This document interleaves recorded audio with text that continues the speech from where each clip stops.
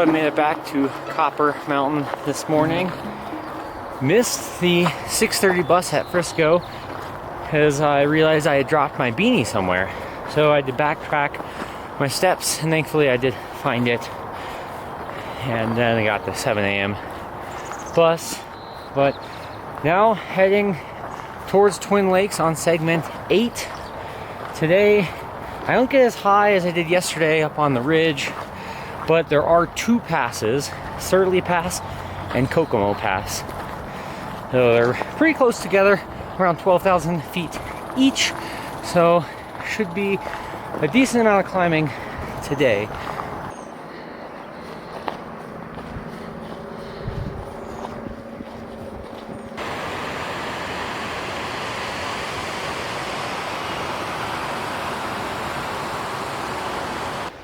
One thing I didn't know is there are a couple of camp spots in this Copper Mountain section. I would have thought it would all been like private property and they wouldn't want anyone here, and maybe that's true.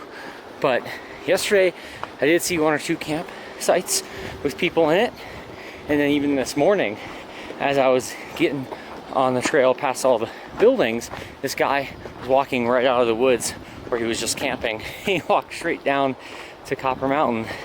Probably have some breakfast.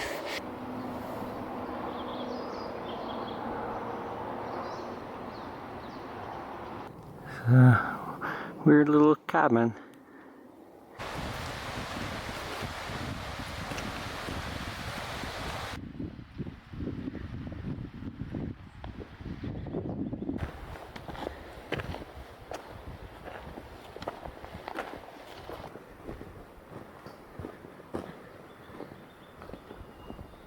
So it is just after 10 o'clock. I'm only able to get 6 miles in. Such a late start, such a climb. So not bad, but I still have 2 miles to the top of Searle Pass. And I'm just pooped. I started tired. I'm still tired. So that's the trail. And that is Searle Pass. The famous Janet's cabin.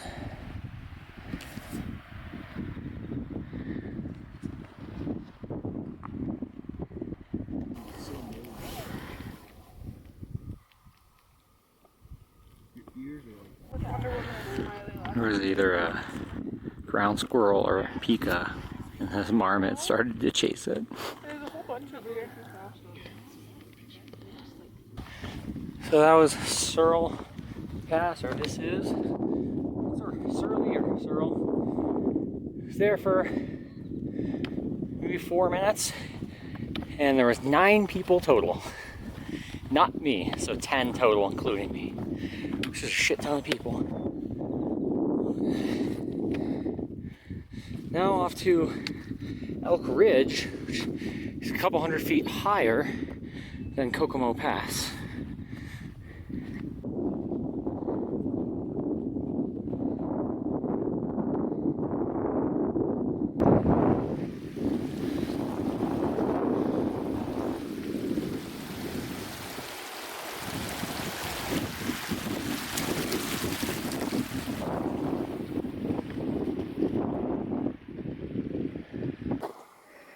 Thankfully, all of the clouds up there didn't drop any rain.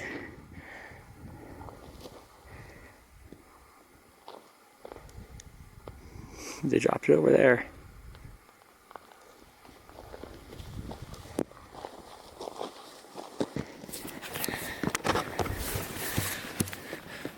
Well, I finally dropped the camera. It was in here. I went stepping across this thing. I thought the rock was gonna hold, and it just sank in the mud. And so did my foot. So I stumbled forward, and the camera just came right out because I didn't have it locked up. So then the camera got some mud on it. Thankfully, it landed on the edge and not straight down. Yeah. So seems to be all right. It's just dirty now. And now my feet are wet and muddy.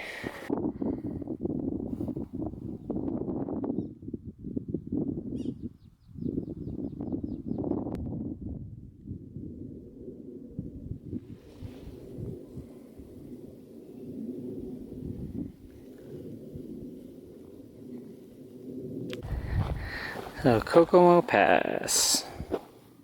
So I'm not staying up there long. I think all the rain is missing. It's like that went right over there and all that. I just came from over there. Now it's like a 2,000 foot descent in 4 miles.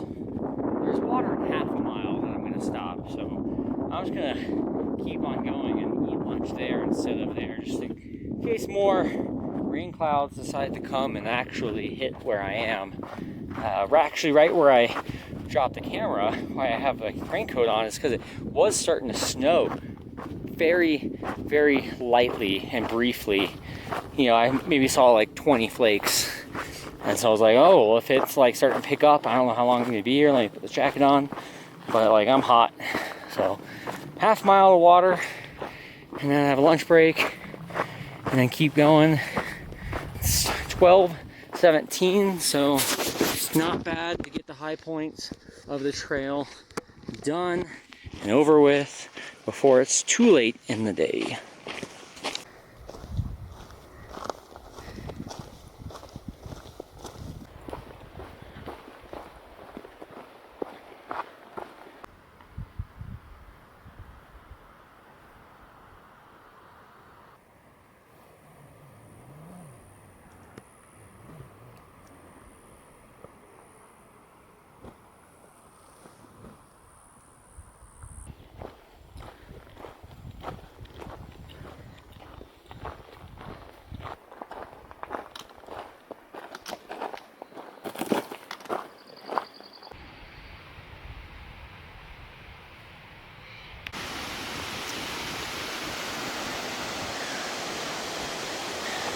I didn't know we were going to get a waterfall.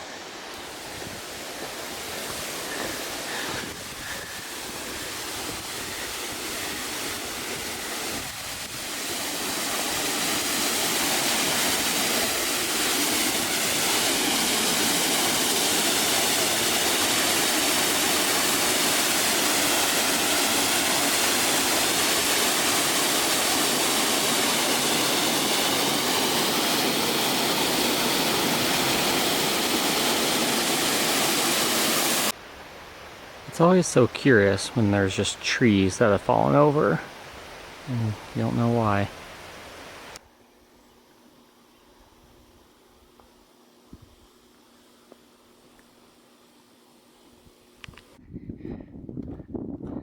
Just a little sprinkle as I'm approaching Camp Hale. Did you grab it? Oh, you're grabbing? Yeah. I'll take one of you if you want. So that was Camp Hale. There wasn't a sign in that area, but Camp Hale is part of like the Mountain Ranger Division or something, and it's now a national monument, I believe. This is the road from Minturn to Leadville. So I am at camp for the day. I got in sometime around 5, kept it super early. I am not having a good time with this muscle on my leg that's in charge of lifting up my foot, and it just feels overused, and I'm concerned about it, so I wanted to stop early and then see how it feels in the morning. About mile 138, via 3 or 4 miles away from Tennessee Pass, and depending on how things feel in the morning on the hike over there, I might hitch into Leadville, maybe not, just take a rest day or something. So we'll see how that goes. Also, I believe my sleeping pad might have a hole in it because it's deflating. It's staying mostly inflated, but it's losing some air, that's for sure. So we'll see how that goes tonight. And yeah, that's pretty much it for the night, and we'll see how things are in the morning.